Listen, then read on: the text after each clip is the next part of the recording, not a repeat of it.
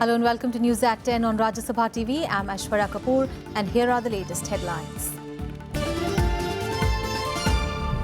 Prime Minister to launch his government's second anniversary celebrations with a rally in Saharanpur. 200 events planned over a fortnight to mark the occasion. President Pranab Mukherjee given a warm welcome upon his arrival in Beijing. Will meet Chinese President Xi Jinping later today.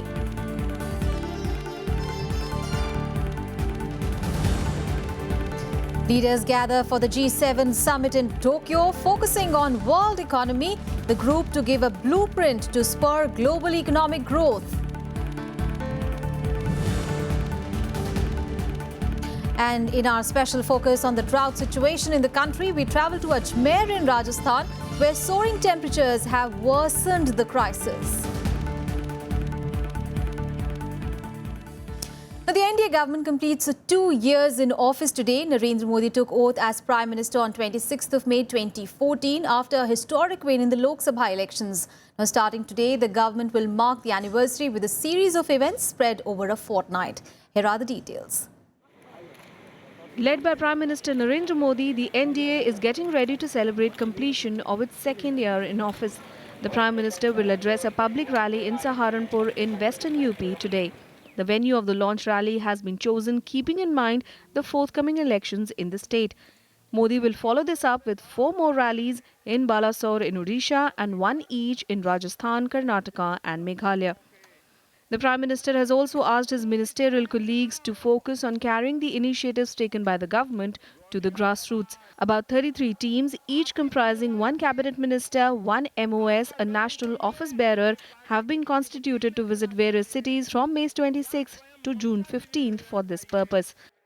We have, by taking policy decisions, making processes transparent and online, by making standardization of many processes and also decentralizing our decision-making power. And we have reduced this time for environmental approvals from 600 days to 190 days, and we are going to reduce it further to 100 days. कार्यकर्ताओं का सम्मेलन होगा, जो beneficiaries हैं विभिन्न योजनाओं के, उनके सम्मेलन हो सकते हैं, कुछ किसान सम्मेलन, कुछ युवा सम्मेलन, कुछ महिला सम्मेलन, इस तरह के कार्यक्रम करेंगे, प्रेस कॉन्फ्रेंसेस होंगी. Chairing a meeting of the Union Council of Ministers on Wednesday, the Prime Minister also took stock of the Aadhaar scheme and the direct benefit transfer scheme. A special celebration on May 28th will be held at India Gate in the national capital. At the event, the Swachh Bharat Abhiyan, the Digital India campaign and rural electrification projects will be highlighted. But the opposition seems unimpressed with the plans and is choosing to highlight what it calls is the failure of the Modi government. पिछले 2 साल में जो टूटे हुए वादों की कहानी है, जो अच्छे दिन के सब्ज बाग दिखाए थे प्रधानमंत्री श्री नरेंद्र मोदी ने, और किस तरह लोगों में एक निराशा का वातावरण है, ये उसका उत्कृष्ट सम्मिश्रण है. Whatever efforts that he may make by traveling or trying to do some showcasing, people of Uttar Pradesh know the real face of Mr. Modi that he has failed to deliver. As a citizen, I find that I have only depressed feelings over 2 years. I'm working in a university and I find my university and other universities where I'm in touch with, a regular touch, they are full of anxiety. They believe that this government has waged a war against them, the youth and then the students. वो कहीं भी उनका road map भी नहीं दिखता, वो कैसे पूरी होंगी. जैसे गंगा की सफाई है, किसानों की उत्पादन के 1.5 गुना दाम देंगे, बेकार और बेरोजगार नौजवानों को 2 करोड़ रोजगार देंगे. The government in turn plans to highlight the obstruction created by the Congress and other opposition parties inside Parliament, which has led to the delay in the passage of the Goods and Services Tax Bill. Bureau Report, Rajya Sabha TV. Now, in the coming months, buses across the country will be fitted with the panic buttons, CCTVs and GPS. This is part of a pilot project launched by Union Transport Minister Nitin Gadkari on Wednesday. The move is an effort to make public transport safer for women in the wake of rising crime and violence against them. Now, notification to have such devices in all public transport buses across the country will be issued on 2nd of June. Transport vehicles with a seating capacity of over 23 passengers will mandatorily have CCTV cameras that will be connected to the GPS and will be monitored by the local police control room. Under the project, Rajasthan is the first state to get 10 luxury and 10 ordinary roadways buses fitted with emergency buttons and CCTV cameras. अब हमने buses में CCTV GPS system जो vehicle tracking कर सकती है और तीसरा जो है विशेष रूप से हमने उसके ऊपर एक बटन की अरेंजमेंट की है, पैनिक बटन, जिसके कारण कोई भी ऐसी पैनिक घटना होती है तुरंत वो बटन दबा सकेंगे और इसकी जानकारी तुरंत कंट्रोल रूम और उसके साथ साथ वो जो उसका कंट्रोल रूम के साथ पुलिस के भी डिपार्टमेंट को जाएगी और तुरंत उसके ऊपर कार्रवाई होगी। और हम महिलाओं की सुरक्षा के बारे में संवेदनशील भी है, जागरूक भी है और इसीलिए भारत सरकार ने इसके लिए फंड उपलब्ध करा के दिया है। राजस्थान सरकार ने भी अपना आधा फंड दिया है और दोनों के साथ मिलकर इसकी शुरुआत हुई है। बाकी भी राज्यों ने इस योजना का फ़ायदा उठाकर इसको अमल में लाना चाहिए ताकि महिला सुरक्षा के लिए भविष्य में एक अहम कदम होगा। And on to news on President Pranab Mukherjee's China visit. Well, he arrived in Beijing yesterday evening to a warm welcome from the Chinese. With this, he starts the second leg of his 4-day visit to the country. President Mukherjee was greeted by soldiers, officials and children as he landed in the Chinese capital from the industrial town of Guangzhou. He later met Chinese Vice President Li Yuangzhou and also discussed issues of mutual interest. Well, at a reception hosted in his honor, the president said that India was keen to develop ties with China. As India pursues its primary goal of building modern India focused on peace, prosperity and sustainable development, we seek to engage within China in a spirit of equality and friendship. We seek to develop a matrix of cross-cutting contacts to enhance our mutual understanding and enrich our bilateral discourse. Well, a key engagement of the president today will be a roundtable of vice-chancellors of Chinese and Indian universities. A number of MOUs will be signed between academic institutions of both the countries. Before that, the president addressed his students at the Peking University. This university has throughout its proud history welcomed the international scholars and fostered close relationship with institutions of the neighborhood and beyond. In contribution to this rich academic exchange between Indian and Chinese thinkers is noteworthy.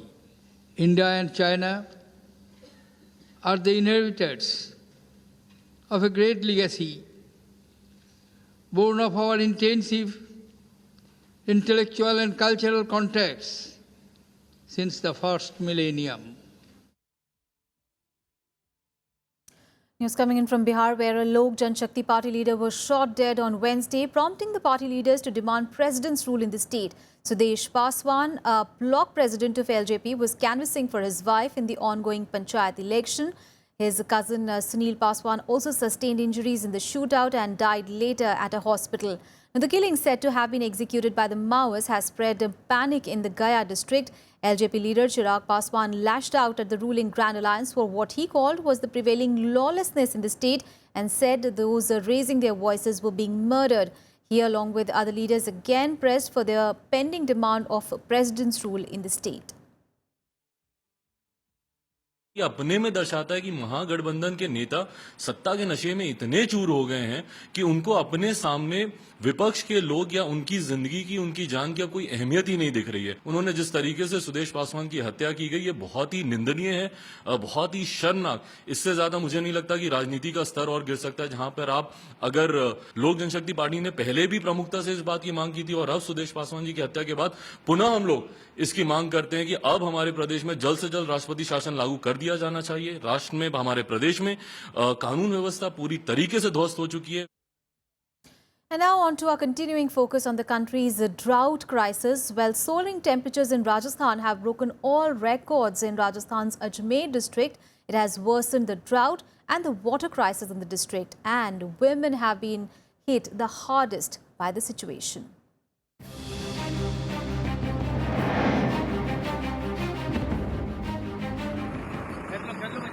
Housework and gathering cattle feed are the exclusive responsibility of the women of Hathipura village. But these days, arranging water for the household is an additional task that takes up their entire time. In Ajmer's Bandhanwada Panchayat, the water tank has been empty for the last 7 years. So are other water sources for the 300-odd villagers.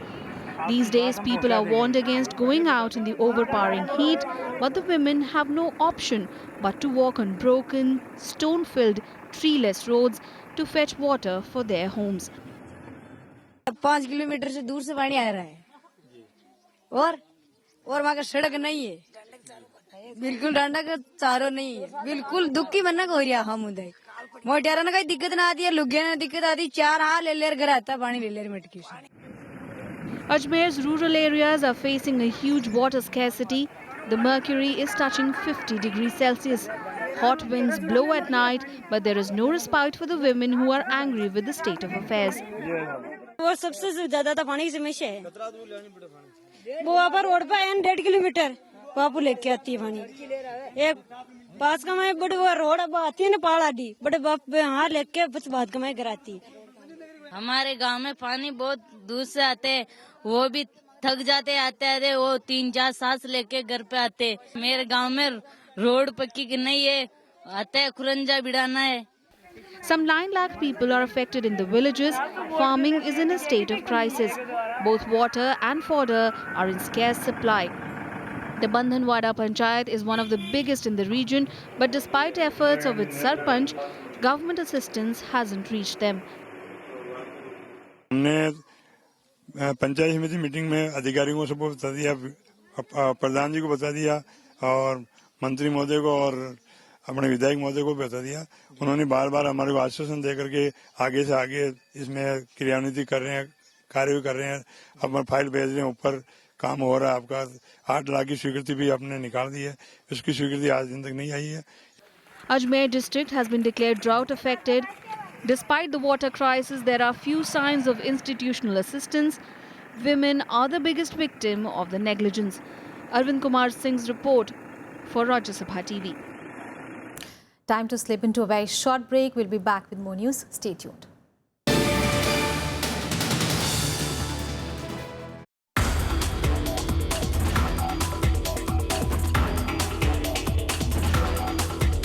Unless you propagate basic research in India, this country would not catch up with the rest of the world.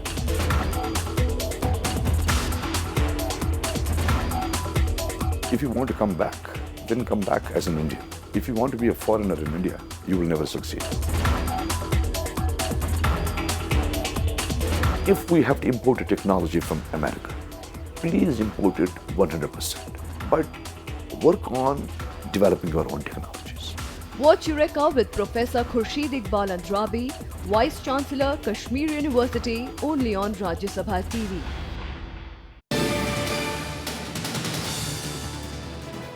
Welcome back. In our news from the international arena, and leaders from 7 most advanced nations will kick off the G7 summit in Tokyo today with the creaky global economy in focus. Now, summit is likely to give a blueprint to spur global economic growth through steps such as infrastructure spending.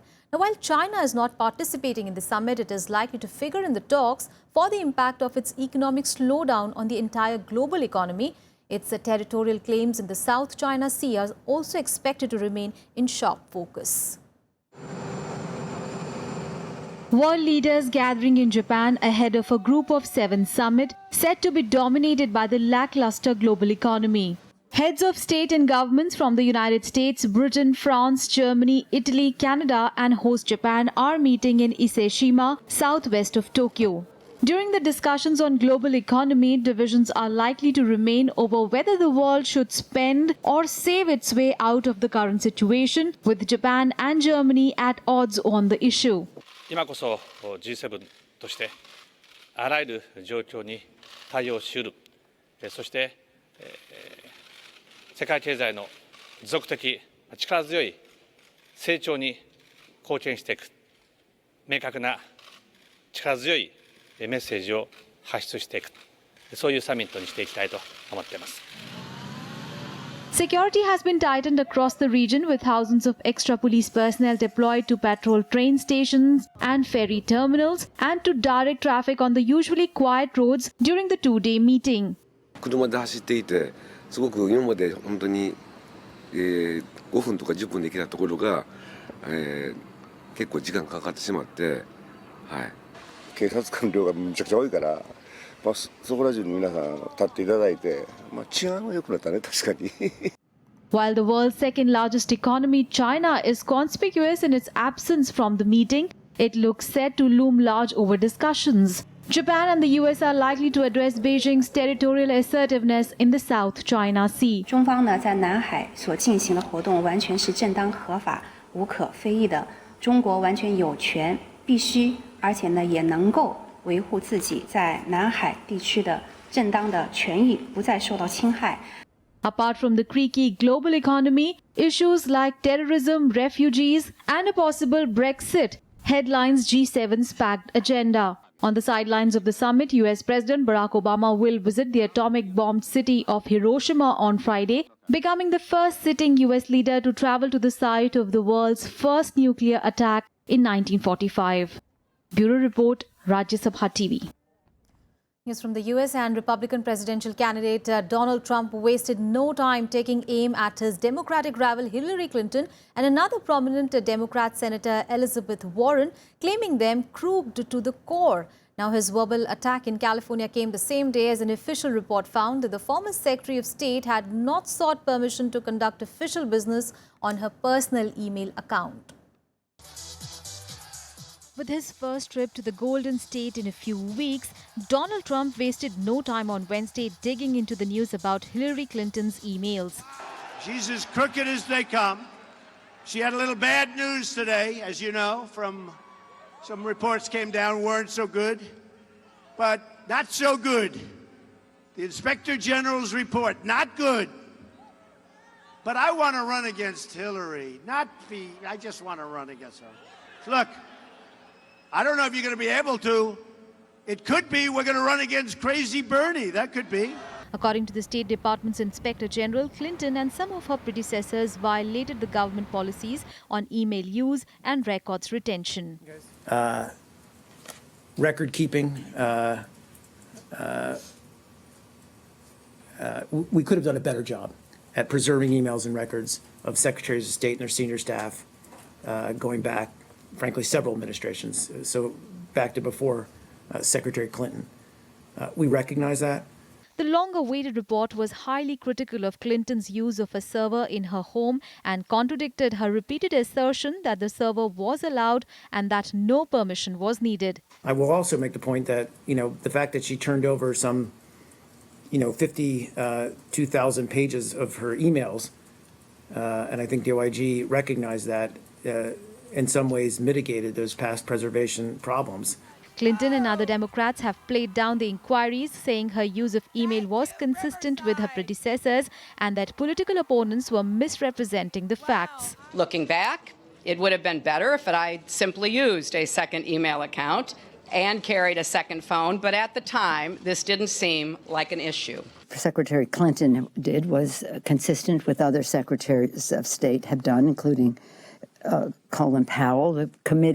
The report itself references long-standing systemic weaknesses that go well beyond the tenure of any Secretary of State. Meanwhile, some 100 people staged a boisterous but largely peaceful demonstration outside a Southern California rally by Trump before police moved in and arrested 8 people. Bureau Report, Rajya Sabha TV.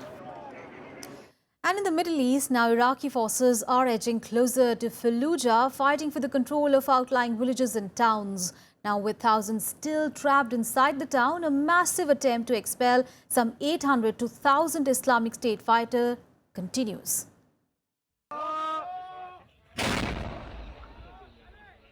Iraqi security forces and police have made early successes after launching a major offensive against the Islamic State to retake control of Fallujah, a key Islamic State stronghold west of Baghdad. Iraqi forces captured Garma, a major supply line for the IS along the northeastern edge of the town. هذه المنطقة كان عندهم خط صيد وانكسر خط الصيد فبات العدو يتخذ لاذ بالفرار حاليا يستخدم فقط الهاونات والقنص لمنع التقدم. With roadside bombs and booby traps having been cleared, the troops have set up barracks in the recaptured areas on the east front and are rooting out small pockets of resistance as they push towards the city centre. اليوم التقدم على منطقة السجر اللي هي الخاصرة الأخيرة لقطع الإمداد بين الفلوجة والقرمة. المنطقة هاي منطقة جدا حيوية ومهمة. The forces are also evacuating residents as the offensive continues. The IS has reportedly been stopping residents from fleeing and using them as human shields. As the battle rages on, an estimated 50,000 residents may still be trapped inside the town. Bureau Report, Rajya Sabha TV. And more news from across the globe in World Wrap. The Sri Lankan government has decided to set up an office on missing persons, one of the 4 mechanisms proposed to deal with civil war-related grievances. The office will not engage in prosecutions. However, it will have the power to investigate the fate of missing persons and the circumstances related to their disappearance and communicating the status to relatives of the missing persons.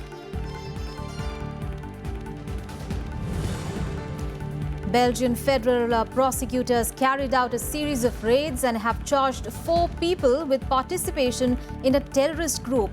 The authorities said that the 4 were suspected of recruiting people to fight in Libya and Syria and that some of them may have planned to join the Islamic State. The names of the people have not been disclosed. Police action comes 2 months after deadly bombings in Brussels that killed 32 people.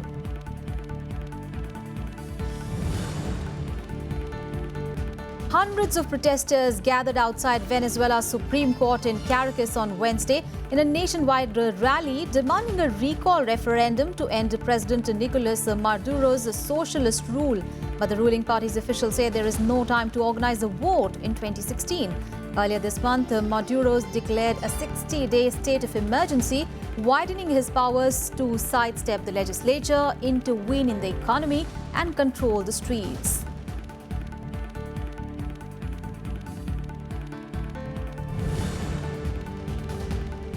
Britain's Prime Minister David Cameron and Finance Minister George Osborne have issued dire economic warnings if the country votes to leave the EU in a referendum in a 1-month time. They have warned earlier that households will be hurt by a fall in the value of their homes and face costlier foreign holidays if they voted out of EU. Time for all the sporting action now. Here is the sports beat. World number 2 Andy Murray had to fight back to beat wildcard Matthias Borg in 5 sets to secure his place in the French Open 3rd round on Wednesday. Murray used all his experience to seal a 6-2, 2-6, 4-6, 6-2, 6-3 win over world number 164 from France in 3 hours and 34 minutes. He plays Frenchman Jeremy Tardy in the 3rd round.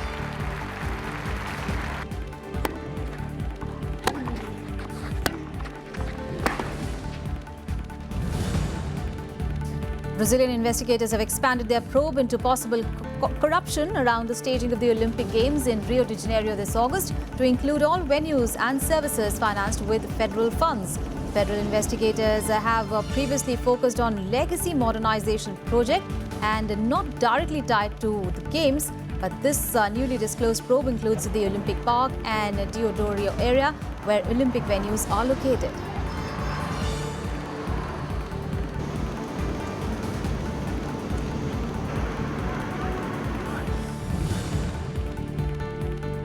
More than 90,000 police, soldiers and private security agents will be deployed across France to ensure safety for the Euro 2016 soccer tournament. The month-long tournament opens across France on 10th of June with a state of emergency still in force after attacks last November that killed 130 people in Paris.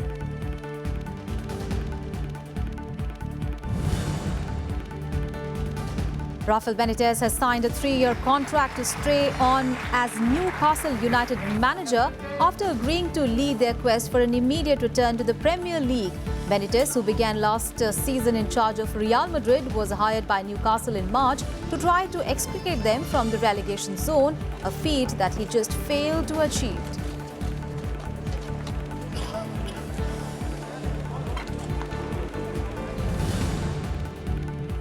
Arsenal have reached an agreement to sign Switzerland midfielder Granit Xhaka from Borussia on long-term contract for an undisclosed fee. The 23-year-old, who has 41 caps, played 36 times for the Bundesliga club and he captained them to 4th place last season.